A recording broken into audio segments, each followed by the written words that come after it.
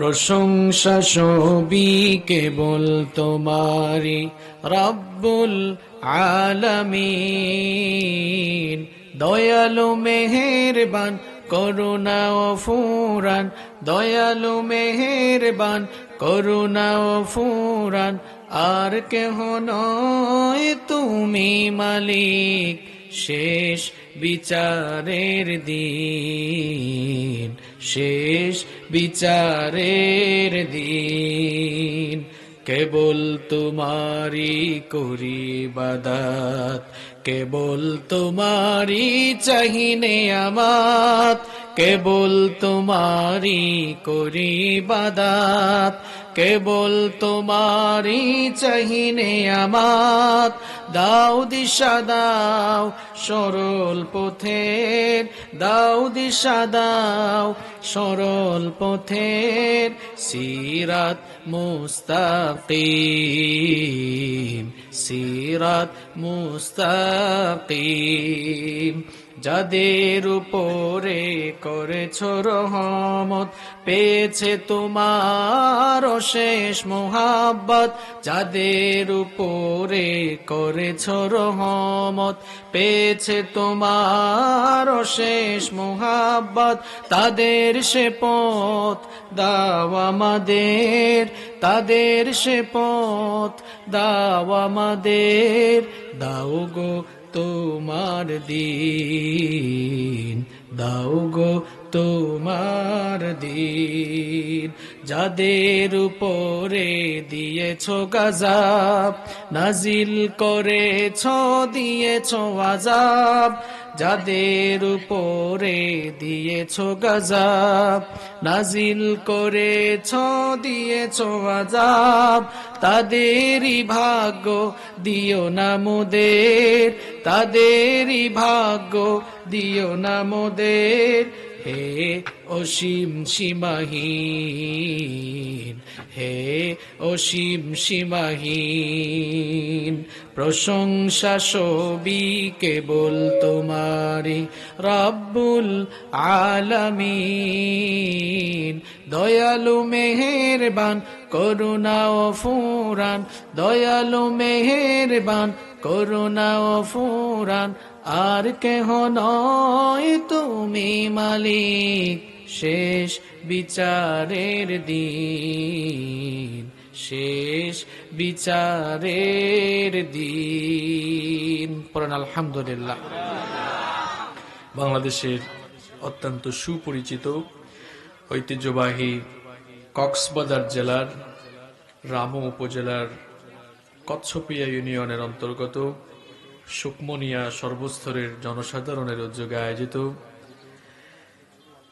তাফসীরুল কোরআন মাহফিলের মুহতারাম স্বনামধন্য সুযোগ্য সভাপতি, মঞ্চে উপস্থিত সম্মানিত উলামায়ে কেরাম, আমার সামনে বসা প্রাণপ্রিয় কচ্ছপিয়া ইউনিয়নের তাওহীদি জনতা, আপনারা সবাই কেমন আছেন?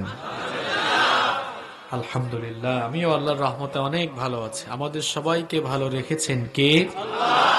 আমাদেরকে সুস্থ রেখেছেন কে? কোরআনের এই মেলায় আমাদেরকে শামিল হওয়ার তৌফিক দিয়েছেন কে? সেই আল্লাহর জন্য শুকরগুজার হয়ে আমরা সকলেই পড়ছি আলহামদুলিল্লাহ। আপনাদের এই মাহফিলে আমি গতকাল রাতে আসার কথা ছিল।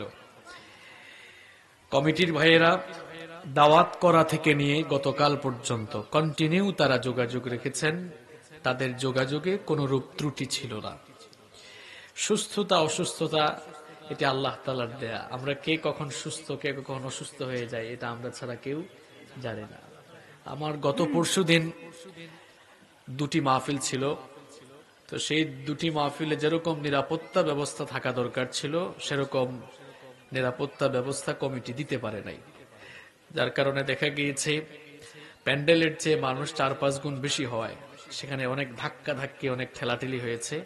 তো সেই মাহফিলগুলো থেকে যাওয়ার পরে আমি শারীরিকভাবে অনেক অসুস্থ হয়ে যাই, যার কারণে গতকাল আমার দ্বারা সম্ভব ছিল না মাহফিলে আসার। এজন্য আমি আপনাদের কাছে দুঃখ প্রকাশ করছি। আপনারা অনেকেই কাল রাত এসেছেন, আমি খবর পেয়েছি অনেকে কষ্ট পেয়ে গিয়েছেন, এজন্য আমি দুঃখ প্রকাশ করছি। আশা করছি আপনারাও বিষয়টিকে সুন্দরভাবে দেখবেন এবং আন্তরিকতার সাথে দেখবেন ইনশাআল্লাহ। এখানে কমিটির ভাইদের কোনরূপ দোষ ছিল না, ত্রুটি ছিল না। আমি আল্লাহর শুকরিয়া জানাচ্ছি যে আল্লাহ তাআলা আপনাদের এই সুন্দর এলাকায়, শুধুমাত্র আপনাদের এলাকা যে সুন্দর তা নয়, এলাকার মানুষেরাও সুন্দর আলহামদুলিল্লাহ। আপনাদের এই সুন্দর এলাকায় আসার জন্য যে আল্লাহ তাআলা আমাকে সুযোগ করে দিয়েছেন, সেজন্য আমি আল্লাহর শুকরিয়া জানাচ্ছি আলহামদুলিল্লাহ। আপনারা কষ্ট পান নাই তো? আমার উপর বেজার হন নাই তো? আলহামদুলিল্লাহ। অনেকেই আপনারা কর্মব্যস্ততা ফেলে দিনের বেলা আল্লাহর কোরআনের টানে ছুটে এসেছেন। আল্লাহর কোরআনের প্রতি এই ভালোবাসা প্রমাণ করে এই দেশের জমিনে একদিন কোরআনের বিজয় হবেই হবে ইনশাআল্লাহ। কোরআনের বিজয় কেউ আটকাতে পারবে না। যেই দেশের মানুষেরা তাদের কাজকর্ম, তাদের সবকিছু ফেলে দিয়ে আল্লাহর কোরআনের জন্য এত পাগলপাড়া হয়ে যায়, এই জমিনে আর কিছু থাক না থাক, এই জমিনে ইসলাম থাকবেই থাকবে ইনশাআল্লাহ। সম্মানিত ভাইয়েরা, আমরা আল্লাহর কোরআন শোনার জন্য এই মাহফিলে এসেছি। আমার তো মনে হয় কোন রাজনৈতিক সমাবেশ হলে মানুষ এভাবে কোরআন শোনার জন্য ছুটে আসতো না, কিন্তু কোরআনের মাহফিলে সকল দলের সকল মতের মানুষেরা আসে, এমনকি বিধর্মীরাও মাহফিলে আসে। কারণ আমাদের এই মাহফিলগুলো সার্বজনীন। আমরা এই মাহফিলে কোরআন থেকে কথা বলি। কোরআন কোনো সাম্প্রদায়িক কিতাব নয়। আল্লাহ তাআলা বলেছেন হুদাল লিন্নাস, এই কিতাব হচ্ছে মানুষের জন্য হেদায়াত বাণী, হেদায়েতের গাইডলাইন। বলা হয় নাই হুদাল্লিল মুসলিমিন। যদি আল্লাহ তাআলা বলতেন হুদাল্লিল মুসলিমিন, তাহলে এই কিতাব সাম্প্রদায়িক কিতাব হয়ে যেত, শুধুমাত্র মুসলমানদের কিতাব হয়ে যেত। আল্লাহ তাআলা হুদাল্লিল মুসলিমিন বলেন নাই, বললেন হুদাল্লিন নাস। পৃথিবীর সকল ধর্মের, সকল বর্ণের, সকল গোত্রের, এক কথায় তামাম পৃথিবীর সমগ্র মানবতার জন্য এই কিতাবকে হেদায়েতের গাইডলাইন বানিয়ে নাজিল করেছেন কে? আল্লাহ তাআলা। তিনি সকলের রব। আমাদের হিন্দু ভাইয়েরা, বৌদ্ধ ভাইয়েরা, খ্রিস্টান ভাইয়েরা, মুসলমান সহ পৃথিবীর সকল ধর্মের, সকল বর্ণের, সকল মানুষের রব কে? শুধু মানুষের রব নন তিনি, তিনি হচ্ছেন আলহামদুলিল্লাহি রাব্বিল আলামিন। তিনি সকল জগতের রব। আর যাকে আল্লাহ তাআলা তার প্রফেট বানিয়ে, তার মেসেঞ্জার বানিয়ে যাকে পাঠালেন, তিনি হচ্ছেন মুহাম্মদ সাল্লাল্লাহু। তিনিও কোনো নির্দিষ্ট সম্প্রদায়ের জন্য প্রেরিত হন নাই। তার পরিচয় দিতে গিয়ে রব্বুল আলামিন বললেন ওয়ামা আরসালনাকা ইল্লা রাহমাতাল লিল আলামিন। আল্লাহু আকবার। দেখেন কি সুন্দর মিল। আল্লাহ হচ্ছেন রব্বুল, সবাই বলেন আল্লাহ হচ্ছেন রব্বুল। আপনাদের এই রামু এলাকার ভাইদেরকে কেউ যদি বলে যে আল্লাহ তাআলার পরিচয় দেন, আপনারা বলবেন রব্বুল, তিনি সকল জগতের রব। এবার যদি নবীর পরিচয় বলা হয়, বলবেন রাহমাতাল লিল আলামিন। তিনি গোটা, আল্লাহ তাআলা হচ্ছেন গোটা জাহানের রব, আর নবী হচ্ছেন গোটা জাহানের জন্য রহমত। সুবহানাল্লাহ। এবার আসেন, আমরা কোরআনের মাহফিলে আসলাম, এটা সাম্প্রদায়িক কোনো কিতাব নয়। আমাদের দেশে এক শ্রেণীর ভাইয়েরা না বুঝে মাহফিলের বিরুদ্ধে কথাবার্তা বলেন, টিভি চ্যানেল টকশো গুলোতে তারা বলেন যে মাহফিল থেকে নাকি উস্কানিমূলক কথা বলা হয়। মাহফিল থেকে কেন উস্কানিমূলক কথা বলা হবে? কারণ আল্লাহ তাআলা এই কোরআনের ব্যাপারে বলছেন ইন হুয়া ইল্লা যিকরুল লিল আলামিন। সুবহানাল্লাহ, কি সুন্দর মিল দেখেছেন। আল্লাহর পরিচয় রব্বুল, নবীর পরিচয় রাহমাতাল লিল, আর কোরআনের পরিচয় যিকরুল লিল। তিনটা জিনিসের পরিচয়ের বেলায় লিল আলামিন আছে না নাই? তাহলে কোরআন কোন সম্প্রদায়ের জন্য প্রেরিত হয় নাই, বরং কোরআন এসেছে তামাম দুনিয়ার সমগ্র মানবতার জন্য। সুবহানাল্লাহ। পৃথিবীতে কোরআন হলো আমাদের জন্য সবচেয়ে বড় নিয়ামত।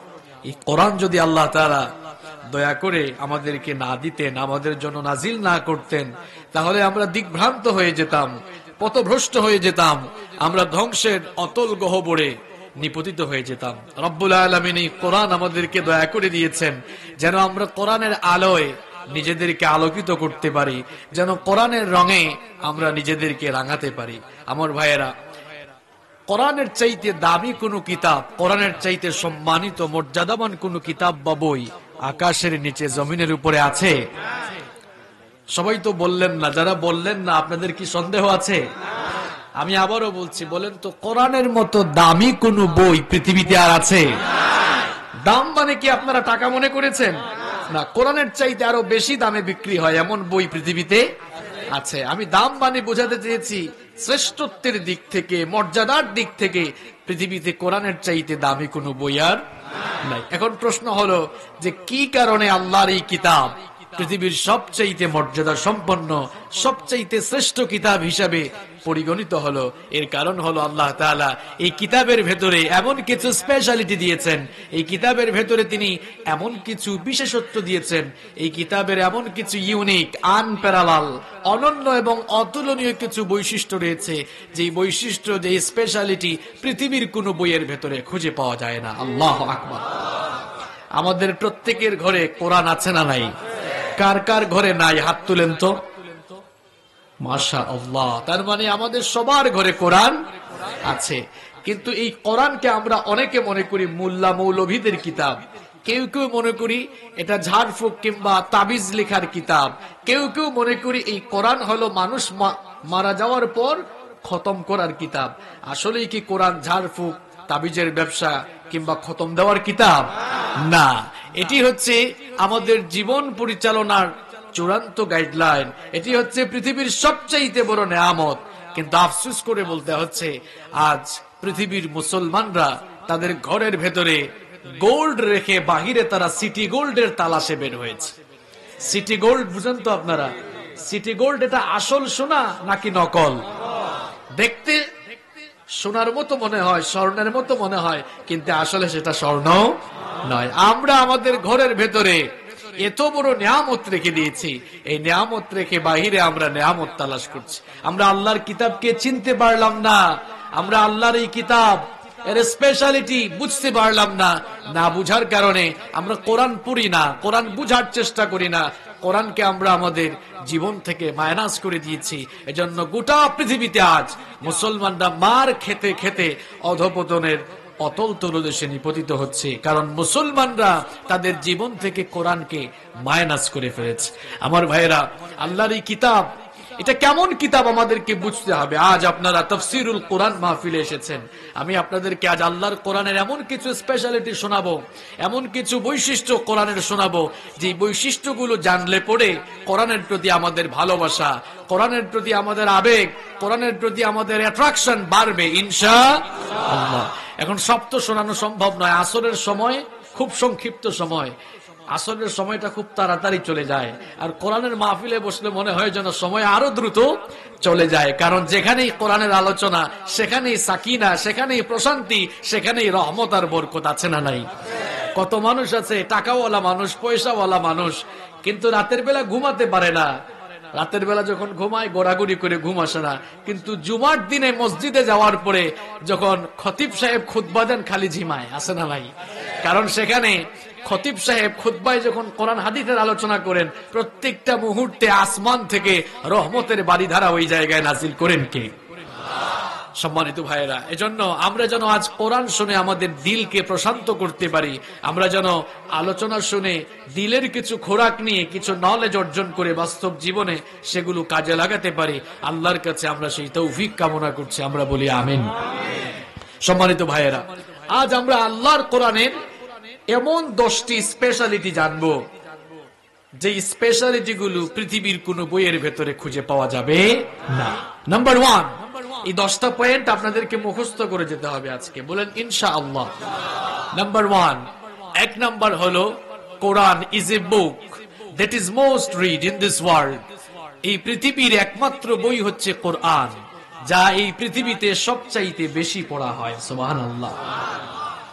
কোরআন ছাড়া পৃথিবীতে অন্য কোন বই এত বেশি পড়া হয়, এত বেশি পড়া হয় না। দেখেন, মহাকাশ বিজ্ঞানী যারা, জ্যোতির্বিজ্ঞানী যারা, মহাকাশ বিজ্ঞানী এবং জ্যোতির্বিজ্ঞানীরা বলছেন, পৃথিবীর ঘূর্ণায়মান পদ্ধতি এবং আহ্নিক গতি আর বার্ষিক গতির ফলে এই পৃথিবীর বিভিন্ন দেশে, বিভিন্ন স্থানে সময়ের একটা ভিন্নতা রয়েছে। যেমন বাংলাদেশে এখন বিকাল 5টা বাজে, কিন্তু সৌদি আরবে এখন কয়টা বাজে বলেন তো? দুপুর 2টা বাজে। আবার ইউনাইটেড স্টেট অফ আমেরিকা, আমেরিকায় এখন কয়টা বাজে জানেন? সন্ধ্যা লাগবে না, সন্ধ্যা 7টা বাজে, সরি সকাল 7টা বাজে, সরি। আবার লন্ডনে এখন কয়টা বাজে? সকাল 11টা। এখন অস্ট্রেলিয়াতে এক সময়, নিউজিল্যান্ডে এক সময়, কাতারে এক সময়, দুবাইয়ে এক সময়, ফ্রান্সে এক সময়, জাপানে এক সময়, মালয়েশিয়াতে এক সময়, মিয়ানমারে এক সময়, ইন্ডিয়াতে এক সময়, নাকি গোটা বিশ্বে সব দেশে সময় কি এক? কথা বলেন আপনারা, এক? এই যে পৃথিবীর বিভিন্ন দেশে সময়ের ভিন্নতা কেন? কারণ পৃথিবী সব সময় ঘুরছে। আবার আহ্নিক গতি, বার্ষিক গতির ফলাফলের কারণে এই সময়ের ভিন্নতা আছে। এই জন্য বিজ্ঞানীরা গবেষণা করে দেখলেন, এই সময়ের ভিন্নতা থাকার কারণে পৃথিবীতে 250টির বেশি দেশ রয়েছে। দেখা গেল গবেষণায় যে পৃথিবীতে 24 ঘন্টার প্রত্যেকটি মিনিটের, প্রত্যেকটি সেকেন্ডেই দুনিয়ার কোনো না কোনো জায়গায় আজান হয়। সুবহানাল্লাহ বলতে মন চাইল না? আমরা এখানে বসে আলোচনা শুনছি, কিন্তু এখন কোনো না কোনো দেশে গিয়ে দেখেন ফজরের আজান হয়, কোন দেশে এখন জোহরের নামাজ, কোন দেশে এখন মাগরিবের নামাজ, কোন দেশে এখন এশার নামাজ চলে। কারণ সময়ের তো ভিন্নতা আছে। কোন দেশে এখন রাত, কোন দেশে এখন আবার দিন। এই সময়ের ভিন্নতা থাকায় বিজ্ঞানীরা গবেষণা করে দেখলেন যে পৃথিবীতে 24 ঘন্টার প্রত্যেকটি মিনিটের, প্রত্যেকটি সেকেন্ডেই কোথাও না কোথাও আজান হয়। তো আজান হলে ইকামতের দরকার আছে না নাই? ইকামত হলে নামাজেরও দরকার আছে না নাই? এখন কেউ যদি নামাজে দাঁড়িয়ে আল্লাহু আকবার বলে, বুখারী শরীফ থেকে তিলাওয়াত শুরু করে, আন আবি হুরায়রা রাদিয়াল্লাহু আনহু قال قال রাসূলুল্লাহ সাল্লাল্লাহু আলাইহি ওয়াসাল্লাম, হাদিস পড়া শুরু করে দেয়। আপনাদের এই এলাকায় যদি কোনো ইমাম সাহেব এই কাজ করে, ইমামতিতে রাখবেন? কারণ আপনারা সবাই জানেন আল্লাহু আকবার বলে নামাজ শুরু হয়ে যেই সূরা দিয়ে, সূরার নাম সূরাতুল লা সালাতা লিমান লাম ইয়াকরা বিফাতিহাতিল কিতাব। এই সূরা না পড়লে নামাজই কবুল হয়? তাহলে বোঝা গেল নামাজে দাঁড়িয়ে যে বই থেকে মানুষ তেলাওয়াত করে সে বইটার নাম হলো। তো বিজ্ঞানীদের দেওয়া তথ্য মোতাবেক পৃথিবীতে 24 ঘন্টায় কোথাও না কোথাও আজান হয়, ইকামত হয়, তার মানে নামাজও হয়। তার মানে হলো এই দুনিয়াতে 24 ঘন্টার প্রত্যেকটি মিনিটের, প্রত্যেকটি সেকেন্ডেই আল্লাহর কিতাবের তেলাওয়াত চলছে। সুবহানাল্লাহ। আপনারা বলেন তো, কোরআন ছাড়া এই পৃথিবীতে অন্য কোন বই 24 ঘন্টা পড়া হয়? এমন কোন বইয়ের নাম বলতে পারবেন আপনি? কিন্তু একমাত্র বই কোরআন, যা দুনিয়াতে 24টি ঘন্টায় অনবরত বিরামহীন তেলাওয়াত চলছে। সুবহানাল্লাহ। আবার কোরআনুল কারীম হচ্ছে পৃথিবীর একমাত্র বই যা ছাপাখানায় সবচাইতে বেশি ছাপা হয়েছে। বলেন তো, কোরআনের মতো ছাপা হয়েছে এমন কোন বই দুনিয়াতে আছে? একমাত্র কিতাব যা পৃথিবীতে সবচাইতে বেশি পরিমাণ বিক্রি হয়েছে, কোরআনুল কারীমের মতো বিক্রি হয়েছে এমন বই দুনিয়াতে আছে? আবার এটি একমাত্র কিতাব যেই কিতাব বিনামূল্য দুনিয়াতে সবচেয়ে বেশি বিতরণ হয়েছে। আবার এটি এমন কিতাব, এই কিতাবের ইজ্জত সম্মান রক্ষার জন্য, এই কিতাবের বিধান আইন বাস্তবায়নের জন্য, কোরআনের রাজ কায়েমের জন্য পৃথিবীতে সর্বাধিক সংখ্যক মানুষ, অসংখ্য মানুষেরা তাদের শরীরের শুধুমাত্র তাজা রক্তই ঢেলে দেয় নাই, বরং আল্লাহর কোরআনের প্রয়োজনে, কোরআনের জন্য তারা তাদের নিজেদের জীবনকে অকাতরে বিলীন করে দিয়েছে। আবার কিছু কপালপুরারা এই কিতাবের বিরোধিতাও করেছে, কিন্তু যারা বিরোধিতা করেছে তারা কেউ টিকতে পারে নাই। কোরআন টিকে আছে, তারা টিকে নাই। আজ যারা বিরোধিতা করছে কোরআন টিকে থাকবে, তারা টিকতে পারবে না। এটি হচ্ছে দুনিয়ার সবচাইতে বস্তুনিষ্ঠ, অলঙ্ঘনীয়, অনিবার্য মহাসত্য। আল্লাহর কিতাবের বিরোধিতা ইতিপূর্বে যারা করেছে তারা চলে গিয়েছে, কোরআন আছে। এখনো কোরআন আর কোরআনওয়ালাদের বিরোধিতা যারা করছে তারা থাকবে না, কিন্তু আল্লাহর কোরআন আর কোরআনের আদর্শ কিয়ামত পর্যন্ত থেকে যাবে। আমরা কোরআনের পক্ষে না বিপক্ষে?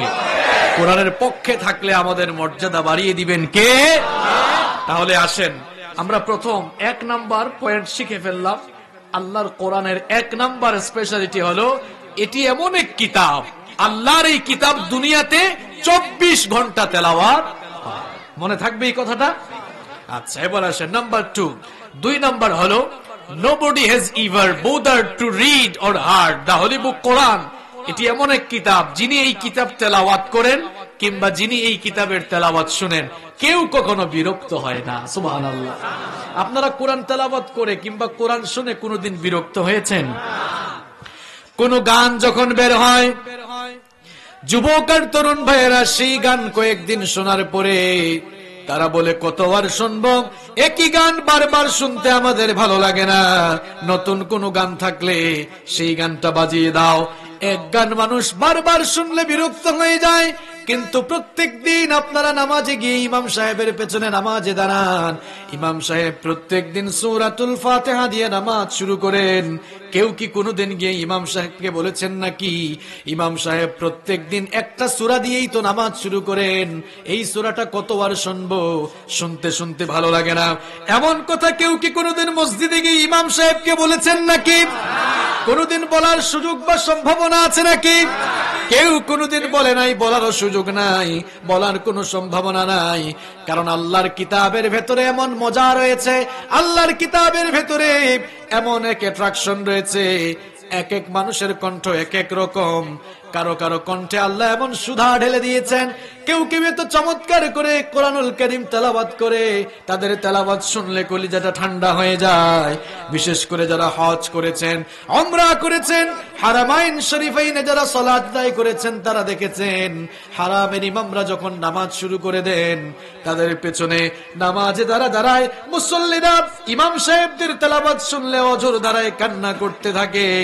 কারণ তাদের তেলাওয়াত শুনলে মনে হয় যেন আসমান থেকে কোরআন নাজিল হচ্ছে। এত চমৎকার ভয়েস দিয়ে, এত সুললিত কণ্ঠস্বর দিয়ে আল্লাহর কিতাব তেলাওয়াত করে পেছনে লক্ষ লক্ষ মুসল্লিরা থাকে। এমন বহু মানুষ থাকে যারা কোরআনের অর্থ বুঝে না, কিন্তু কোরআনুল কারীমের তেলাওয়াত শুনে যখন কলিজা ঠান্ডা হয়ে যায়, যখন হৃদয়টা শিহরিত হয়ে যায়, তখন মনের অজান্তেই চোখ দিয়ে পানি বেয়ে পড়ে। কারণ আল্লাহর এই কিতাবের ভেতরে এমন মজা আছে না নাই? আল্লাহর কিতাব শুনলে কখনো কেউ বিরক্ত হয় না, তেলাওয়াত করলেও কেউ কখনো বিরক্ত হয় না। আমার ভাইয়েরা, এই রকম করে কিয়ামত পর্যন্ত আল্লাহর কিতাবের তেলাওয়াত চলতে থাকবে, মানুষেরাও শুনতে থাকবে, কেউ কোনোদিন বিরক্ত হবে না। বরং কোরআন শুনে শুনে মানুষেরা কোরআনের সুশীতল ছায়া তলে এসে আশ্রয় গ্রহণ করতে থাকবে। আল্লাহর কোরআন এটি এমন কিতাব, তেলাওয়াত করলে মানুষ বিরক্ত হয় না, শুনলেও বিরক্ত হয়। তাহলে আল্লাহর কোরআনের 2 নম্বর স্পেশালিটি আপনাদেরকে বললাম, এটি এমন কিতাব পড়লেও বিরক্ত লাগে না, শুনলেও বিরক্ত লাগে। মনে থাকবে? বলেন ইনশাআল্লাহ। নাম্বার 3 নাম্বার হচ্ছে, the number of the people who have memorized the holy book Quran is countless.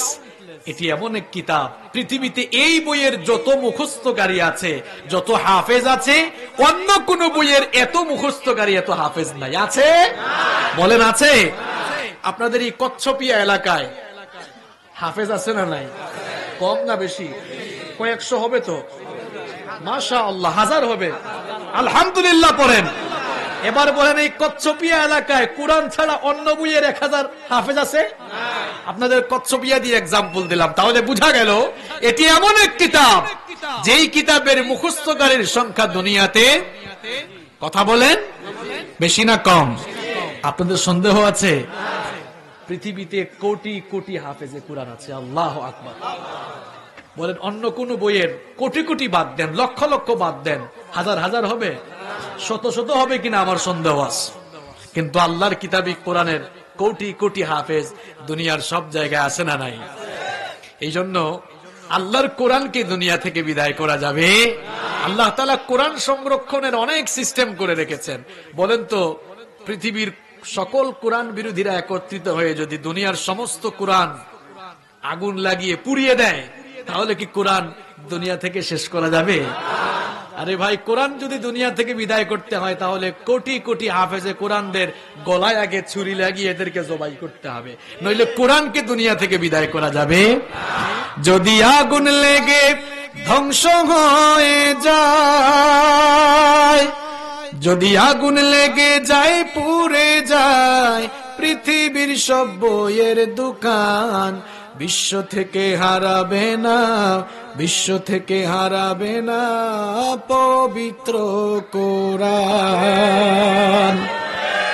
করবে কেমন করে কোরআন ধ্বংস আগুনের তেজ, করবে কেমন করে কোরআন ধ্বংস আগুনের তেজ, আছে বিশ্ব ভরা গণিত কোরআনে হাফেজ। তারা ছাপায় আসমানি গ্রন্থ, তারা ছাপায় আসমানি গ্রন্থ, বাঁচাবে কোরআনের মান, বিশ্ব থেকে হারাবে না, বিশ্ব থেকে হারাবে না পবিত্র কোরআন। ঠিক কিনা?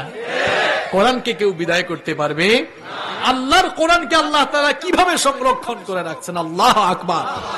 এটি এমন এক কিতাব, the number of the people who have memorized the holy book Quran is countless. এই বইয়ের হাফেজের সংখ্যা পৃথিবীতে সবচাইতে বেশি। আবার এই কিতাব মুখস্থ করার জন্য খুব সহজ ভাষায় নাজিল করেছেন কে? রব্বুল আলামিন কোরআনে কারীমে বলছেন, ওয়ালাকাদ ইয়াসসারনাল কুরআনা লিযিকরি ফাহাল মিন মুদ্দাকির। তোমাদের পড়ার জন্য, বুঝার জন্য, মুখস্থ করার জন্য এই কিতাব আমি সহজ ভাষায় নাজিল করেছি। সুবহানাল্লাহ। কত সহজ, আপনাদেরকে এক্সাম্পল দিই। এই যে আপনাদের এরকম ছোট্ট ছোট্ট ছেলেমেয়েরা আছে না, এই বাচ্চাগুলো সকালবেলা আপনাদের এলাকায় মক্তব আছে? মাশাআল্লাহ আছে না? তো দেখবেন এই বাচ্চাগুলো মক্তবে যায়। মক্তবে হুজুর থাকে কয়জন? সবাই বলেন কয়জন? একজন বা দুইজন। এই বাচ্চাগুলো স্কুলেও যায়। স্যার ম্যাডাম টিচার থাকে কয়জন? 5 জন 6 জন 8 10 জন অনেক স্কুলে থাকে। কিন্তু এই বাচ্চাগুলোকে বলবেন, দেখি বাবা 10টা কবিতা শোনাও, 10 লাইনও ভালো করে বলতে পারবে কিনা সন্দেহ আছে। অথচ পড়ায় কয়জন? 8 10 জন। আর বলবেন বাবা দেখি 10টা সূরা শোনাও, দেখবেন 20টা শোনাই দিবে। কয়জন হুজুরের কাছে পড়ে? একজন বা দুইজন। ভাষাটা কি বাংলা? কোরআনের ভাষা কি বাংলা? আরবি। আমাদের নিজেদের মাতৃভাষা না, আরবি ভাষায় কোরআন নাজিল হয়েছে। ছোট্ট ছোট্ট ছেলেপেলেরা 10টা 20টা 30টা সূরা মুখস্থ করে ফেলে। এটা যদি সহজ না হতো তাহলে পারতো? আর বলেন তো, সহজ না হলে এই হাফেজরা 30 পারা কোরআন মুখস্থ করে তাদের সিনাই কি ধরে রাখতে পারতো? আল্লাহ তাআলা এই কোরআন মুখস্থ করা সহজ করেছেন। আর আমার দেশের হাফেজরা এত ট্রিলিয়ান্ট, এদেরকে ব্রিলিয়ান্ট বললে ভুল হবে, কম হবে। এরা ট্রিলিয়ান্ট, কারণ দেখা যায় যে কোনো আন্তর্জাতিক কম্পিটিশনে গেলেই এরা পৃথিবীর সমস্ত প্রতিযোগীদেরকে পেছনে ফেলে আমার দেশের হাফেজরা ফার্স্ট হয়। আল্লাহু আকবার। খায় কি দেখছেন? মাদ্রাসার গুলোতে গিয়ে দেখেন ডাল আলু ভর্তা এগুলাই খায়। কিন্তু এই ডাল আলু ভর্তা খাইয়া এক একজন এক এক কাম বানায়, দেখছেন? যে দেশেই যায় সবাইকে পেছনে ফেলে তারা ফার্স্ট হয়। আল্লাহু আকবার।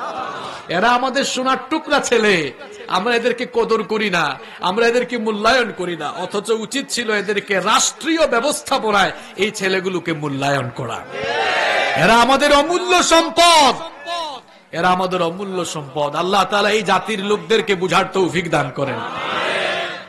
তো এই কোরআন মুখস্থ করার জন্য আল্লাহ তাআলা সহজ করেছেন, পড়ার জন্য সহজ করেছেন। আপনারা দেখেন তো, Chinese language, English language, German language, Korean language মানুষ শিখতে গেলে কত কঠিন, কিন্তু কোরআন আরবি ভাষায় নাজিল হয়েছে। দেখা যায় আফগানিস্তানে বাড়ি, হিন্দুস্তান, ইন্ডিয়াতে বাড়ি, বাংলাদেশে বাড়ি, পাকিস্তানে বাড়ি, চায়নায় বাড়ি, এরপরে ফ্রান্সে বাড়ি, যে কোনো দেশেই বাড়ি হোক, যে কোনো দেশেই তার ঠিকানা হোক, দেখা যায় মুসলমান যেই দেশেই আছে তারা সবাই কোরআন পড়তে পারে। সুবহানাল্লাহ। কারণ কোরআন সহজ ভাষায় নাজিল করেছেন কে? এখানে উলামায়ে কিরাম মাহফিলে এসেছেন। উলামায়ে কিরাম এটা ভালো জানবেন।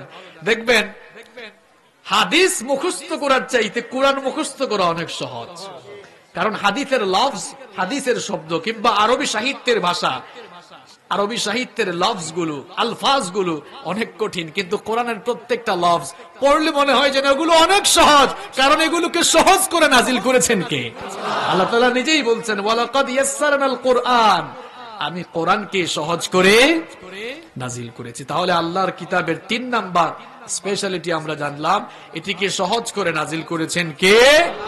নাম্বার 4, 4 নাম্বার হলো, the entire Quran has been presented in poetic form.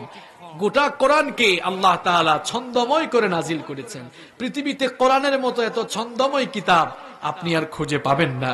আপনি কোরআনুল কারীম পড়ে দেখেন, যেই পৃষ্ঠা উল্টাবেন, যেই সূরাতে যাবেন, দেখবেন ছন্দের খুব চমৎকার মিল রয়েছে। যেখানে ছন্দের মিল আছে এটা পড়তেও তো ভালো লাগে, তাই না?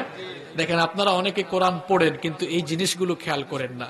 কোরআনুল কারীমের সবচেয়ে ছোট সূরার নাম কি জানেন না আপনারা? সূরাতুল, এটা মুখস্থ নাই কার কার? হাত তুলেন তো।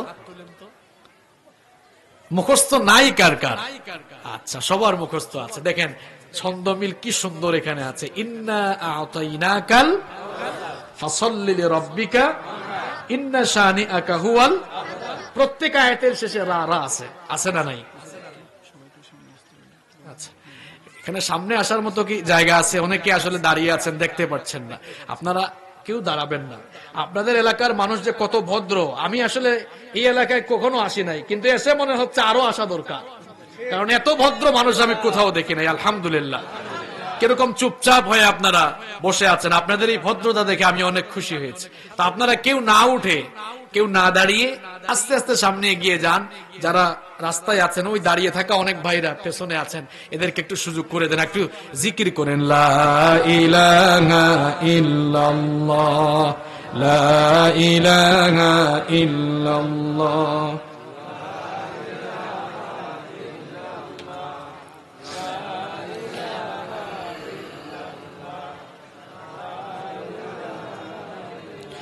লা ইলাহা ইল্লাল্লাহ মুহাম্মাদুর রাসূলুল্লাহ সাল্লাল্লাহু। আমার ভাইয়েরা বসে যান, যে যেখানে জায়গা পেয়েছেন বসে যান। দেখেন আল্লাহর কোরআনের 4 নম্বর স্পেশালিটি হলো পুরা কোরআনকে আল্লাহ তাআলা ছন্দময় করে নাজিল করেছেন। আমরা সূরাতুল কাউসার তেলাওয়াত করলাম, প্রত্যেকটা আয়াতের শেষে একটা রা আছে, তাই না? আ'তাইনাকাল কাউসার ফাসাল্লি লিরাব্বিকা ইন্না শানিআকা হুয়াল। সূরা ইখলাস মুখস্থ না আপনাদের? দেখেন কি সুন্দর ছন্দমিল। কুল হুয়াল্লাহ, সবাই একটু আওয়াজ করে বলেন, কুল হুয়াল্লাহ আল্লাহ লাম ইয়ালিদ ওয়া লাম ইয়াকুল লাহু। আপনারাই বলেন, ছন্দমিল আছে? যে কোনো সূরা আপনি পড়বেন, ছন্দের এক অভিনব মিল আপনি যে কোনো সূরায় খুঁজে পাবেন। কোরআনুল কারীমের সবচাইতে সুন্দর সূরা সূরাতুর রহমান যদি তেলাওয়াত করেন, কি চমৎকার ছন্দের মিল আপনি সেখানে খুঁজে পাবেন। আর রহমান আল্লামাল কুরআন খালাকাল ইনসান আল্লামাহুল বায়ান। সুবহানাল্লাহ। বলেন তো ছন্দমিল আছে? আছে। আর রহমান আল্লামাল কুরআন খালাকাল ইনসান আল্লামাহুল। শুধু কি এই 3টা সূরা যে বললাম, এই 3 সূরায় না সব সূরায়? যত সূরায় যাবেন সব সূরায় ছন্দের মিল আছে। গোটা কোরআনকে এরকম ছন্দময় করে নাজিল করলেন কে? আল্লাহ। দেখেন কি সুন্দর এক কিতাব আপনাদের ঘরে আছে, তাও আপনারা পড়েন না। আল্লাহর কোরআনের 5 নম্বর স্পেশালিটি হলো there is no contradiction between the holy book Quran and science. কোরআনের সাথে বিজ্ঞানের কোনো দ্বন্দ্ব নেই, বরং বিজ্ঞান যত উন্নত হচ্ছে, যত বিজ্ঞান এগিয়ে যাচ্ছে, ততই কোরআন বুঝা মানুষের জন্য সহজ হচ্ছে না কঠিন হচ্ছে। এবং বিজ্ঞান যত উন্নত হচ্ছে, বিজ্ঞান ততই কোরআনের সামনে একেবারে এতিম হয়ে মাথা নত করে দিয়ে পরাজয় বরণ করতে বাধ্য হচ্ছে। এটি গলাবাজি বা চাপাবাজির বিষয় নয়। আমি এরকম বহু এক্সাম্পল দিতে পারবো। আল্লাহর কোরআনে প্রায় 1 থেকে 1.5 হাজার সায়েন্টিফিক আয়াত রয়েছে। সুবহানাল্লাহ কইতে মন চায় না? পৃথিবীর বিজ্ঞান যে তথ্যগুলো মানুষদেরকে এখন জানাচ্ছে বা কয়েক বছর আগে জানিয়েছে, আল্লাহ তাআলা সেগুলো আরো 1.5 হাজার বছর আগে মানুষকে জানিয়েছেন। সুবহানাল্লাহ। সময় তো বেশি নাই, আমি দেখেন 2টা এক্সাম্পল দিই। আমরা যে পৃথিবীতে বাস করছি, এই পৃথিবীর আকারটা কেমন, এটা নিয়ে বিজ্ঞানে এক এক সময় এক এক বক্তব্য দিয়েছে। প্রাচীন কালের বিজ্ঞানীরা পৃথিবীর আকৃতি নিয়ে তারা বলেছিল যে আমরা যে পৃথিবীতে বাস করি, এই পৃথিবী হলো চ্যাপ্টা অথবা সমতল। তো তাদের এই বক্তব্য বেশি দিন টিকলো না। 1597 সালে, এখন কত সাল? 2021 সাল। 1597 সালে ফ্রান্সিস ড্রেক নামে একজন বিজ্ঞানী, তিনি জলপথে পৃথিবীর চারপাশ ঘুরলেন। ঘোরার পরে দেখলেন আহারে আগের যুগের বিজ্ঞানীরা এরা যে মানুষকে জানালো যে পৃথিবী চ্যাপ্টা, আমি তো ঘুরে ঘুরে দেখলাম পৃথিবী চ্যাপ্টা না, পৃথিবী আসলে গোলাকার। তিনি 1597 সালে পৃথিবীর মানুষকে ঘোষণা দিয়ে জানালেন, আমি নিজে ঘুরে ঘুরে দেখেছি পৃথিবী চ্যাপ্টা নয়, সমতল নয়, বরং পৃথিবী হচ্ছে গোলাকার। এরপরে বিজ্ঞান উন্নত হতে হতে এখন স্যাটেলাইটের যুগ চলে আসলো, বিজ্ঞান আরো উন্নত হলো। আধুনিক বিজ্ঞান 1597 সালের এই বক্তব্যটিকেও ভুল হিসাবে ঘোষণা করলো। তারা বলল যে পৃথিবী আসলে গোলাকারও নয়। তাহলে পৃথিবী কেমন বলেন তো আপনারা? ডিম্বাকৃতির। এই যে কয়েকজন জবাব দিছে, এটাও জানেন না পৃথিবীতে আছেন। পৃথিবী কিসের মতো? ডিম বুঝেন আপনারা? ডিমকে আপনাদের এলাকায় আঞ্চলিক ভাষায় আপনারা কি বলেন? ডিমই বলে, আর কিছু বলে না? বজা। আমার বাড়ি তো সিলেটে, জানেন আপনারা? আমার বাড়ি সিলেটে, জানেন আপনারা? আমাদের সিলেটে বলে এটাকে এন্ডা। না আন্ডা না, আমাদের এলাকায় এন্ডা বলে। তাহলে সিলেটি মাত আপনারাও বুঝেন না, নেই সকলটা বুঝলে তো হইতো না। তো প্রিয় ভাইয়েরা, তো পৃথিবীটা হচ্ছে কিসের মতো? ডিমের সাইজ দেখছেন আপনারা? ডিমকে একেবারে গোল না, তো পৃথিবীটা হচ্ছে ডিম্বাকৃতির। দেখেন এই পৃথিবীর আকৃতি সম্পর্কে আমরা জেনেছি মাত্র কয়েক বছর আগে। আর আমাদের ঘরে যে কিতাব আছে কোরআন, এটি নাজিল হয়েছে কতদিন আগে? ১৫০০ বছর আগে। এই ১৫০০ বছর আগে নাজিল হওয়া কিতাবে আল্লাহ তাআলা পৃথিবীর আকৃতির ব্যাপারে জানালেন, ওয়াল আরদা বা'দা যালিকা না, ওয়াল আরদা বা'দা যালিকা দাহাহা। আল্লাহ তাআলা বলছেন এই পৃথিবীকে আমি বিস্তীর্ণ করেছি। কিসের মতো? আল্লাহ তাআলা বললেন দাহাহা। কামুস, আরবিক ডিকশনারি গুলো খুলে দেখেন, দাহা বলা হয় উট পাখির ডিমকে। আল্লাহ তাআলা বললেন পৃথিবীকে আমি উট পাখির ডিমের মতো ডিম্বাকৃতির করে বানিয়েছি। সুবহানাল্লাহ। তাহলে বর্তমানে বিজ্ঞান যা জানালো, কোরআন তা কত বছর আগে জানালো?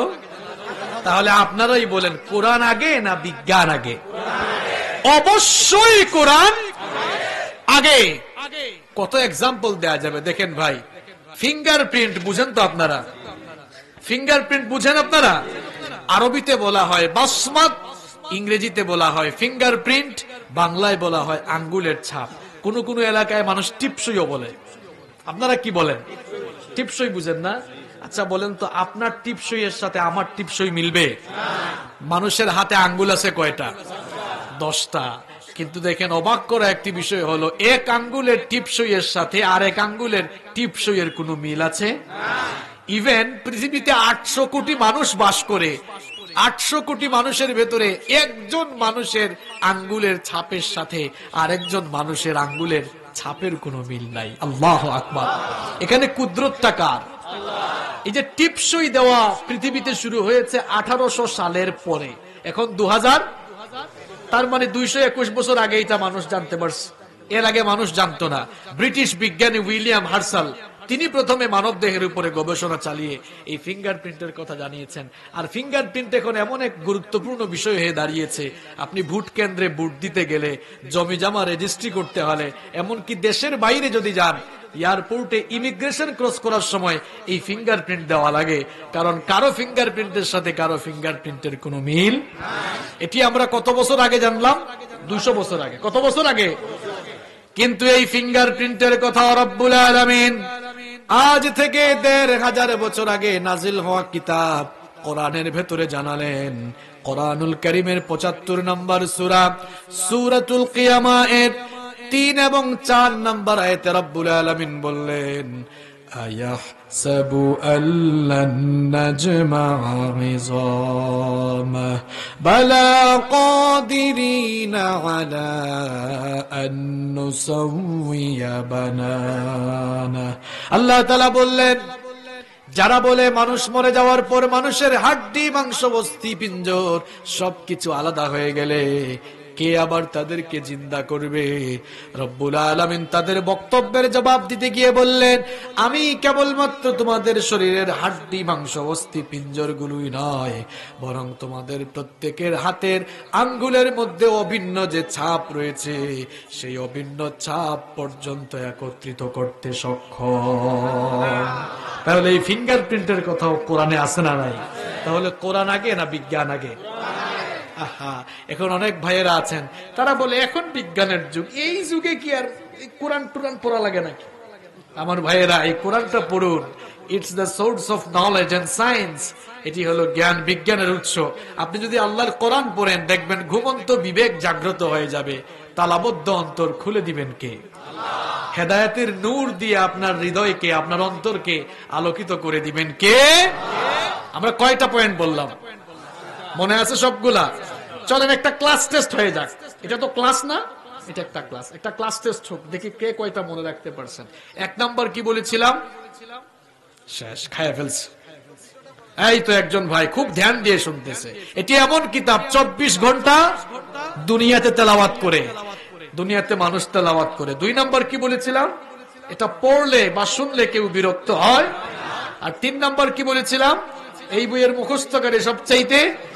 4 নাম্বার, পুরো কিতাব ছন্দময় করে নাজিল করেছেন কে? আর 5 নাম্বার হলো কোরআনের সাথে বিজ্ঞানের কোনো দ্বন্দ্ব। মনে থাকবে? একটা পরীক্ষা নেওয়ায় যারা ফেল করছে এরাও এখন আগের গুলা সব জেনে ফেললো। এবার থাকবে, মনে থাকবে। ফাইনাল এক্সাম কিন্তু হবে আলোচনা শেষ হওয়ার পরে ইনশাআল্লাহ। কোরআনুল কারীমের 6 নম্বর স্পেশালিটি হলো এটি এমন এক কিতাব, এই কিতাবের ভেতরে কোনো ভুল নাই, কোনো সন্দেহ। আপনাদের বাসা বাড়িতে, আপনাদের ঘরে বিভিন্ন বই আছে না? যে কোনো বই খুললে দেখবেন বইয়ের প্রথমেই লেখকের কিছু কথা থাকে যে, সম্মানিত পাঠকবৃন্দ, আমার এই বই পড়ে আপনারা কোথাও কোনো ভুল পেলে আমাকে সংশোধনী দিয়েন, পরবর্তী সংস্করণে আমরা এগুলোকে ঠিক করে নিব। বলেন তো কোরআনুল কারীমের শুরুতে কি এমন কথা আছে যে, আমার বান্দারা, আমার গোলামরা, তোমরা কোরআন পড়ে কোনো ভুল টুল পাইলে আমারে জানাইও, আমি ঠিক করে দিব না? এরকম আছে? বরং আল্লাহ তাআলা শুরুতেই বলেছেন, যালিকাল কিতাব লা রাইবা ফীহি হুদাল লিল। This is the book, the most authentic book in this world, whereof there is no doubt about it, and it's a guidance for those who are muttaqin. এটি এমন এক কিতাব, এর ভেতরে সন্দেহ আছে, এ নিয়েও সন্দেহ করা যায় না। আল্লাহু আকবার। মুত্তাকিনদের জন্য এই কিতাবকে হেদায়েতের গাইডলাইন বানিয়ে নাজিল করেছেন কে? শোনেন, এই কিতাবের ভুল ধরতে যারা এসেছে, যে পণ্ডিতগুলো এসেছে, তারা নিজেরাই তাদের জীবনের ভুল খুঁজে পেয়ে হেদায়েত পেয়ে বাড়ি ফিরেছে। দেখেন, ফ্রান্সের বিখ্যাত surgeon professor doctor Morris Bucaille. কষ্ট হচ্ছে আপনাদের? কষ্ট হচ্ছে না তো? 1981 থেকে 1995 সাল পর্যন্ত ফ্রান্সের প্রেসিডেন্ট ছিলেন ফ্রাসুয়া মিত্রা। তার শাসন আমলে ফ্রান্সের সরকার মিশরের সরকারের কাছে একটি চিঠি লিখলো যে, ফেরাউনের মরদেহ, ফেরাউনের লাশ নিয়ে প্রত্নতাত্ত্বিক গবেষণার জন্য তার লাশটাকে যেন মিশর থেকে প্যারিসে পাঠানো হয়। মিশরের গভর্নমেন্ট রাজি হয়ে ফেরাউন বাবাজির মরদেহ ফ্রান্সে, ফেরাউনের লাশকে রিসিভ করে হসপিটালের একটি বিশেষ ওয়ার্ডে ঢোকানো হলো। কি জন্য? তার মরদেহ পরীক্ষা নিরীক্ষা করার জন্য। ওই পরীক্ষা নিরীক্ষার জন্য, প্রত্নতাত্ত্বিক গবেষণার জন্য ডাক্তারদের একটি টিম ছিল, বিখ্যাত ডাক্তারদের একটি টিম ছিল। আর সেই টিমের প্রধান ছিলেন ফ্রান্সের বিখ্যাত surgeon professor doctor Morris Bucaille. তো গবেষণার কাজ শুরু হয়ে গেল। এখন তারা গবেষণা করে করে দেখলো ফেরাউনের শরীরে লবণের কিছু অংশ পাওয়া গিয়েছে। তারা বলল, বুঝছি, যেহেতু ফেরাউনের শরীরে লবণের অংশ রয়েছে, তার মানে সে সমুদ্রে ডুবেই মারা গিয়েছে। কারণ সমুদ্রের পানি মিঠা পানি না লোনা পানি? তারা কনফার্ম হলো, ডিক্লারেশন করলো যে এই ফেরাউন সমুদ্রে ডুবে মরেছে। ফেরাউনের লাশ কবে তোলা হয়েছে জানেন আপনারা? কে বলতে পারবেন? 1898 সালে। কত সালে? এখন কত সাল? 2000।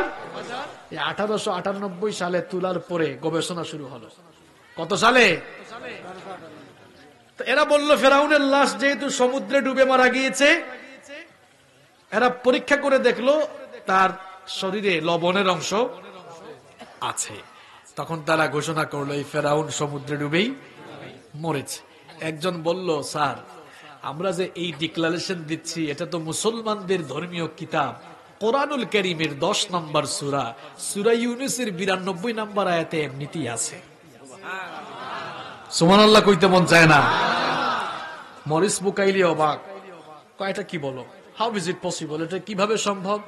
কারণ এই ফেরাউন না ডুবছে 3000 বছর আগে। কত বছর আগে? 3000 বছর আগে। আর কোরআন নাজিল হয়েছে কত বছর আগে? 1500 বছর আগে। তাহলে 1500 বছর আগে নাজিল হওয়া একটি বইয়ের ভেতরে 3000 বছর আগের কাহিনী কেমনে আসে? এটা তো অবাক করা তথ্য। দেখি এই বইটা নিয়ে আসো তো, দেখি কোন জায়গায় ভুল আছে, আমি একটু ঠিক করে দিই। এখন তার সামনে আনা হলো, কোরআন উল্টানোর পরে কয়, আরে বাপ রে বাপ, এগুলো কোন জাতের ভাষা? সে কি আরবি বুঝে? আচ্ছা বলেন তো, আপনাদের এই রামু, এই কচ্ছপিয়া এলাকায় যদি কাউকে চীন দেশের কোন বই এনে দেওয়া হয়, উল্টানোর পরে মাথা ঠিক থাকবে? কারণ ওখানে ওয়াং মোয়াং চোয়াং লেখা, কিছুই বুঝবে না। কিছু বুঝবে? কিছুই বুঝবে না। এমনকি বাংলাদেশে যেমন আমাদের সিলেটে সিলেটি ভাষায় লেখা অনেক বই আছে, এগুলা দিলেও আপনার দাঁত মুখ ভেঙে যাবে। সিলেটি মাত বুঝুননি আপনারা? লেখা থাকলে বুঝবানি, বলতা সবটা বুঝতা নাই। যে এই বাংলাদেশ থেকে আমরা এক অঞ্চলের ভাষা আর এক অঞ্চলের মানুষ বুঝি না, বিদেশি ভাষা আপনারা কিলা বুঝবা? মানে আমরা একই দেশের মানুষ, আঞ্চলিকতার কারণে এক অঞ্চলের ভাষা আর এক অঞ্চলের মানুষ বুঝে না, তো অন্য দেশের ভাষা কেমনে বুঝবে? তো মরিস বুকাইলি যখন দেখলো, কয় রে বাপ রে বাপ, এটা কোন জাতের ভাষা? কয় এটা আরবি ভাষা। কয় ঠিক আছে, আরবি তো আমি পড়তে পারি না। এবার সে কোরআনুল কারীমকে তার মাতৃভাষায় অনুবাদ করলো, অনুবাদ করে এবার কোরআন পড়া শুরু করলো, গবেষণা শুরু করলো, একটা ভুলও ধরতে পারলো না। ডক্টর মরিস বুকাইলি কোরআনুল কারীমকে এবার ইংলিশ ল্যাঙ্গুয়েজে ট্রান্সলেট করে পড়া শুরু করলো, গবেষণা শুরু করলো, একটা ভুলও ধরতে পারলো না। ডক্টর মরিস বুকাইলি মনে মনে চিন্তা করলো, কোরআন যেহেতু আরবি ভাষায় নাজিল হয়েছে, আমি যদি আরবি ভাষা আয়ত্ত করে আরবিতে কোরআনটা গবেষণা করতে পারি, তাহলে কোরআনের ভুল আমি ধরতে পারবো। এবার সে আরবি ভাষা শিখলো, কয়েকজন মুসলিম স্কলারদের কাছ থেকে আরবি ভাষা শিখলো। আরবি ভাষা শিখার পরে এবার সে আরবি ভাষায় কোরআনুল কারীমের প্রথম সূরা সূরাতুল ফাতিহা থেকে নিয়ে কোরআনুল কারীমের সর্বশেষ সূরা সূরাতুন নাস পর্যন্ত পুরো কোরআন সে পড়লো, গবেষণা করলো, একটা ভুলও ধরতে পারলো না। শেষ পর্যন্ত দুনিয়ার মানুষদেরকে জানিয়ে দিল, ও দুনিয়ার মানুষেরা শোনো, আমি ডক্টর মরিস বুকাইলি এসেছিলাম কোরআনের ভুল ধরার জন্য। কোরআনের ভুল ধরতে এসে দেখি এই কোরআন আমার নিজের জীবনের ভুল বের করে দিয়েছে। আমি আর গুমরাহিতে পড়ে থাকতে চাই না। সেও কালেমা পড়ে মুসলমান হয়েছে। সুবহানাল্লাহ। কোরআনের ভুল খুঁজতে যারাই আসবে, এভাবেই যুগে যুগে তারা হেদায়াত নিয়ে বাড়ি ফিরবে। তাহলে কোরআনে কারীমের 6 নম্বর স্পেশালিটি আমরা জানলাম, এই বইয়ের ভেতরে কোনো ভুল নাই, কোনো সন্দেহ। কোরআনুল কারীমের 7 নম্বর স্পেশালিটি হলো, এটি এমন এক কিতাব, এই কিতাবের মতো কিতাব দুনিয়াতে কেউ বানাতেও পারবে। এজন্য দেখবেন নাস্তিক যারা আছে, নাস্তিক কারা চিনেন না? কারো নাম আমরা যেন না বলি। নাস্তিকের ডেফিনেশন হলো যারা বলে দেয়ার ইজ নো গড, স্রষ্টা বলতে কেউ নেই। তাদেরকে যদি বলেন, আচ্ছা স্রষ্টা বলতে যে কেউ নেই, এটা তুমি কেন বলছো? কয় থাকলে তো দেখা যাইতো। আনসিন ইজ নাথিং, যা দেখা যায় না তা বিশ্বাস করা যায় না। আমি একটা কথা প্রায় সময় বলি, যেমন কুকুর তেমন মুগুর দরকার। যেমন কুকুর তেমন কি দরকার? মুগুর। বুঝেন তো আপনারা? এটাও বুঝেন না? লাঠি বুঝেন তো? হ্যাঁ। যদি না দেখে কোনো কিছু বিশ্বাস করা না যায়, এরকম কোন নাস্তিক পাইলে সাইজ করবেন এদেরকে, এভাবে বলবেন, এই তোর বাপ যে তোকে জন্ম দিয়েছে, এটা কি তুই দেখছ? দেখছে বলেন? সে নিজেই বলবে না, তখন বলবে তাহলে এটা তোর বাপ না, বিশ্বাস করছ কেমনে? তোর জন্মে দোষ আছে। না দেখে যদি কোনো কিছু বিশ্বাস করা না যায়, তোর বাপ তোকে জন্ম দিয়েছে এটাও তুই দেখিস নাই, তার মানে তুই জারদ সন্তান। যেমন কুকুর তেমন কি দরকার? মুগুর দরকার। আকাশ জমিন সবকিছু দেখো, আকাশ জমিনের স্রষ্টাকে তুমি চিনো না, কপাল পোড়া কোথাকার।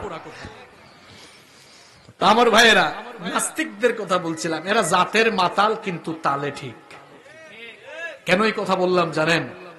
পৃথিবীতে আজ পর্যন্ত কোন নাস্তিক এই কথা বলে নাই যে কোরআন আল্লাহর কিতাব নয়। কারণ বললেই সে ধরা খেয়ে যাবে, বললেই মানুষ বলবে ঠিক আছে এটা যেহেতু আল্লাহর কিতাব নয়, তাহলে তোদের মতো কয়েকটা নাস্তিক মিলে কোরআনের মতো আরেকটা বই পারলে বানা।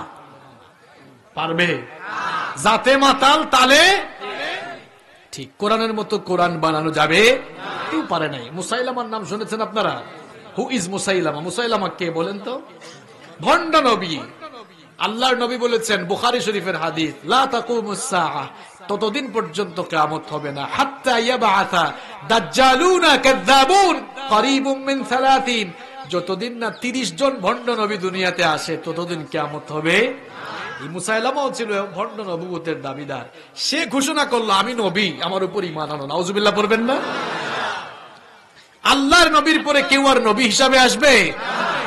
মা কানা মুহাম্মাদুন আবা আহাদিম মির রিজালিকুম ওয়ালাকিন রাসূলুল্লাহি ওয়া খাতামান নাবিয়্যিন। আমাদের নবীর মাধ্যমে আল্লাহ তাআলা নবুয়তের দরজাকে চিরতরে বন্ধ করে দিয়েছেন। আমাদের নবীজির পরে আর কোন নবী পৃথিবীতে আসবে? কিন্তু হেতে কি বলল এই মুসাইলামা? সে নাকি লোকজন বলল, আচ্ছা মুসাইলামা, তুমি যে বলতেছো তুমি নবী, তো তোমার সাথে কি জিবরিলের দেখা সাক্ষাৎ হয় না? তুমি নবী হইলে তোমার সাথে তো জিবরিলের দেখা সাক্ষাৎ হইতো, তোমার উপরে সূরা নাজিল হইতো। মুহাম্মদ পড়েন সাল্লাল্লাহু, ওনার সাথে তো জিবরিলের দেখা সাক্ষাৎ হয়, আয়াত নাজিল হয়, সূরা নাজিল হয়, তো তোমার উপরে সূরা বা আয়াত নাজিল হয় না কেন? মুসাইলামা কায়দা করে জবাব দিল, দেখো ভাই, আমি তো মাত্র নবী হইছি, নতুন নবী হইছি। জিবরিল আমার কাছেও আসবে, আয়াত বা সূরা আমার উপরেও নাজিল হবে, আমি তো নতুন নবী, একটু সময় দাও, একটু টাইম লাগবে। তো কিছুদিন পরে লোকদেরকে ডেকে বলল, লোকেরা শোনো, এই তো গত রাতেই আমার কাছে জিবরিলের আগমন ঘটছিল। লোকেরা বলল, তাই? তোমার কাছে কি কোন সূরা বা আয়াত নাজিল হয়েছে? কয় হইছে তো। লোকজন জিজ্ঞেস করলো, কোন সূরা? কয় সূরাতুল ফিল। কোরআনেও কিন্তু একটা ফিল আছে, আলাম তারা কাইফা ফাআলা রাব্বুকা বিআসহাবিল। এটা কোরআনের ফিল না, এটা হচ্ছে ভণ্ড মুসাইলামার বানানো ফিল। লোকেরা বলল, ঠিক আছে তুমি শোনাও তো, তোমার কাছে কোন সূরা নাজিল হয়েছে? মুসাইলামা এবার তেলাওয়াত শুরু করলো। দেখেন কি সূরা, যে কায়দার নবী ওই কায়দার সূরা। আল ফিল মাল ফিল ওয়ামা আদরাকা মাল ফিল লাহু যানাবু ওয়াবিল ওয়ালাহু খুরতুমুন তাওয়িল। আপনারা তো অর্থ না বুঝেই হাসতেছেন। আপনাদের এলাকায় বন্য হাতি আছে তাই না? এই এলাকার জন্য এই কবিতাটা কাজে লাগবে তাই না? এটা হাতির কবিতা আর কি।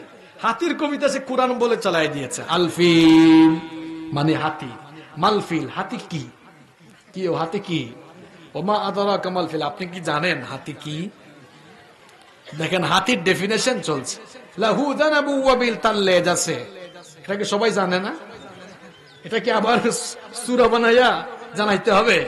এরপরে আরেক আয়াত বাকি, কয় আরেক আয়াত আছে তো, ওয়ালাহু খুরতুমুন তাওয়িল, তার লম্বা সুর আছে। লোকজন শুনে বলল, মুসাইলামা তুই যে একটা মিথ্যাবাদী, ভণ্ড, ধোঁকাবাজ আর প্রতারক, এটা প্রমাণ হওয়ার জন্য তোর জবান দিয়ে বের হওয়া এই সূরাটি যথেষ্ট। কারণ it's quite impossible to create a book like holy Quran. কোরআনের মতো কোন বই পৃথিবীতে বানানো কারো দ্বারা সম্ভব না। আপনারা বলেন সম্ভব? সম্ভব না। আল্লাহর কিতাবের মতো কিতাব কেউ দুনিয়াতে বানাতে পারবে? কোরআনুল কারীমের ৮ নাম্বার বৈশিষ্ট্য হলো এটি এমন কিতাব, এই কিতাবের হেফাজতকারী স্বয়ং রব্বুল আলামিন। কোরআনে কারীমে বলছেন, ইন্না নাহনু নাযালনা যিকরা ওয়া ইন্না লাহু লাহাফিজুন। আল্লাহ তাআলা বলছেন, এই কোরআন নাজিল করেছি আমি, আর এর হেফাজতের, এর সংরক্ষণের সবটুকু দায়িত্ব নিয়েছি আমি। সুবহানাল্লাহ। সুতরাং যেই কিতাবের দায়িত্ব আল্লাহ তাআলা নিজে নিয়েছেন, আপনারা বলেন তো এই দুনিয়ার তামাম কোরআন বিরোধী লোকেরা একজুট হয়ে গেল, আল্লাহর কোরআনের আওয়াজ কেউ থামাই দিতে পারবে? যারা এই কর্মসূচি বাস্তবায়ন করছে, যারা আল্লাহর কোরআনের আওয়াজকে থামিয়ে দিতে চাইছে, যারা কোরআনওয়ালা লোকদের কণ্ঠ রোধ করতে চাইছে, এরা বোকার স্বর্গে বসবাস করে। কারণ আল্লাহর কোরআনের আওয়াজ থামিয়ে দেওয়ার সাধ্য দুনিয়াতে কারো নাই। বরং আপনি যেখানেই আল্লাহর কোরআনের আওয়াজ থামিয়ে দেওয়ার চেষ্টা করবেন, সেই জনপদ কিংবা সেই জায়গা কোরআনের আওয়াজ কিংবা কোরআনের বাণী প্রচার বা কোরআন কায়েম হওয়ার জায়গা হিসাবে আরো উর্বর হয়ে যাবে। ঠিক কিনা? আচ্ছা বলেন তো, কোন জায়গায় আগুন লাগলে কেউ যদি সেখানে গিয়ে লাঠি দিয়ে বাড়ি মারে, লাঠি বুঝেন তো আপনারা, লাঠিকে কি বলেন আঞ্চলিক ভাষায়? কয়েকটা আঞ্চলিক ভাষা শিখে যাই আপনাদের কাছ থেকে। লাঠি বলে না? আচ্ছা, লডিও বলে, লডি। আচ্ছা, আমাদের এলাকায় লাঠিকে অনেক কিছু বলে, ডান্ডাও বলে। আপনাদের এলাকায় ডান্ডা বলে? আমি তুরা সিলটি মাত আপনারা হিকাইলাই, আর তুরা মাত আপনারা আমিও হিকিলাই। মানে আপনাদের কিছু ভাষা আমি শিখি, আমাদের কিছু ভাষা আপনারা, তো আদান প্রদান হোক, গিভ এন্ড টেক হয়ে যায়। তো কোথাও আগুন লাগলে কেউ যদি লাঠি দিয়ে বাড়ি মারে, আপনারা বলেন তো আগুনের তেজ বাড়বে না কমবে? আগুনের তেজ বাড়বে। কোন জায়গায় যদি কোরআনের আওয়াজ শুরু হয়ে যায়, কোরআনের গণজোয়ার আর গণবিস্ফোরণ শুরু হয়ে যায়, আল্লাহর কসম সেই গণজোয়ার, সেই গণবিস্ফোরণ যারাই থামিয়ে দিতে চাইবে, ওই জায়গা কোরআনের রাজ কায়েম হওয়ার জন্য ওই জায়গা আরো উর্বর জায়গা হিসাবে পরিণত হয়ে যাবে। বলেন তো, এই যে ধানের ক্ষেত লাগাইছেন, এখানে বৃষ্টির ফোঁটা পড়লে ধান ভালো হবে না আরো খারাপ হবে? হ্যাঁ, বৃষ্টিপাত হলে ফসল কি হয়? আরো ভালো হয়। কোরআনের জন্য যেই এলাকায় লোকেরা মার খায় আর যে এলাকায় লোকেরা আল্লাহর কোরআনের জন্য রক্ত জমিনে ঢেলে দেয়, ওই এলাকার ওই জায়গাও আল্লাহর কোরআনের বিজয়, আল্লাহর কোরআনের বিধান, আল্লাহর কোরআনের অনুশাসন কায়েম হওয়ার জন্য ওই জায়গাও সেরকম উর্বর হয়ে যায়। সুবহানাল্লাহ। সুতরাং কোরআনের জন্য রক্ত দিলেও কোনো লস, কারণ আল্লাহর দ্বীনের জন্য পৃথিবীতে যুগে যুগে রক্ত দিয়েছেন আল্লাহর নবীরা। সুতরাং সেই কোরআনের জন্য, আল্লাহর দ্বীনের জন্য যদি রক্ত দেওয়ার দরকার হয়, এমনকি নিজেদের জীবনটাকে বিলিয়ে দেওয়ার দরকার হয়, কারা কারা নিজেদেরকে আল্লাহর দ্বীনের জন্য, কোরআনের জন্য বিলীন করে দিতে রাজি, উজাড় করে দিতে রাজি? দুহাত তুলে আল্লাহকে দেখা।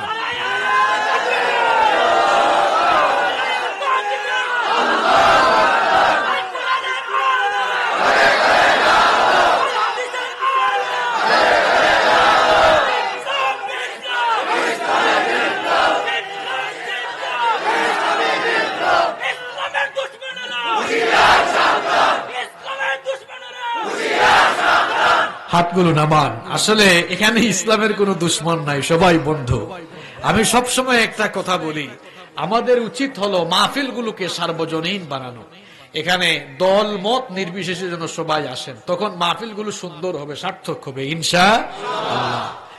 যারা রাজনীতি করেন যেন সকল দলের মানুষরা মাহফিলে আসেন, তাহলে মাহফিল আরো সুন্দর হবে। এবং প্রশাসনের ভাইয়েরা যেন মাহফিলে আসেন, কারণ অনেক লোকেরা প্রশাসনের কাছে গিয়ে কান পোড়া দেয় যে ওই হুজুর এইটা বলে, ওই হুজুর ওইটা বলে। তো তারা যদি এই থানার ভিতরে না থেকে তারাও মাহফিলে এসে বসে শুনে যায়, তাদের ধ্যান ধারণা পাল্টে যাবে। যেমন আমার বহু মাহফিলে থানা থেকে অনেক লোকেরা আসেন, শুনেন, তো শোনার পরে ম্যাক্সিমাম জায়গায় প্রশাসনের বক্তব্য হলো এই যে হুজুর, আমরা এখানে আসার আগে আপনার বিরুদ্ধে যে কত মানুষ কত কিছু বলল, আসার পরে দেখলাম যে আসলে আপনারা শান্তির কথা বলেন, কল্যাণের কথা বলেন। ইভেন আমরা যা চাই, প্রশাসন কি চায়? প্রশাসন চায় মাদক মুক্ত, জঙ্গি মুক্ত, অপরাধ মুক্ত সমাজ গড়তে। তো আপনারা তো অপরাধ মুক্ত সমাজ গঠনের কথাই মাহফিলে বলেন, সুতরাং আমাদের কাজ আপনারা করেন। তা আমিও তখন জবাব দিই, তাহলে তো মাহফিলগুলোতে আপনাদের সহযোগিতা আরো বাড়ানো উচিত। এই যে আপনাদের এমপি সাহেব সাইমুম সরোয়ার কমল সাহেব, আপনাদের এমপি সাহেব কিন্তু যথেষ্ট ভদ্র মানুষ। আমি কিছুদিন আগে রাবার গার্ডেনে একটা মাহফিল করলাম, তিনি আসার কথা ছিল, তিনি আসতে পারেন নাই তার ব্যস্ততার কারণে, কিন্তু তিনি মোবাইল ফোনেও সংযুক্ত হয়েছেন এবং ওই মাহফিলে তিনি তার পকেট থেকে 50,000 টাকাও দিয়েছেন এবং প্রায় 5-7 মিনিট ওখানে থেকে বক্তব্য দিয়েছেন। মানুষের কথা শুনলে বোঝা যায় কোন মানুষ কিরকম, অত্যন্ত ভদ্র মানুষ আমার কাছে মনে হলো। এবং মাহফিলে যারা বাস্তবায়ন করেছে, যারা কাজ করেছে, তাদের প্রতি তার সহানুভূতি এবং সৌহার্দ্যপূর্ণ আচরণ দেখে আমি অবাক হয়ে গিয়েছি। এইরকম করে যদি বাংলাদেশের প্রত্যেকটি জনপদে রাজনৈতিক ব্যক্তি আছেন যারা এবং জনপ্রতিনিধি আছেন যারা, তারা যদি মাহফিলের প্রতি এরকম আন্তরিক হয়ে যান, এমনকি নিজেরা যদি উপস্থিত হয়ে যান, প্রশাসনও যদি সহযোগিতা করে, তাহলে আমাদের দেশের সরকারের যে উদ্দেশ্য, সেই উদ্দেশ্য বাস্তবায়নে আমি বিশ্বাস করি মাহফিলগুলো যথেষ্ট ভূমিকা পালন করবে ইনশাআল্লাহ। কারণ এই মাহফিল থেকে আমরা চোর ডাকাতদেরকে আল্লাহর ওলি বানানোর কাজ করি।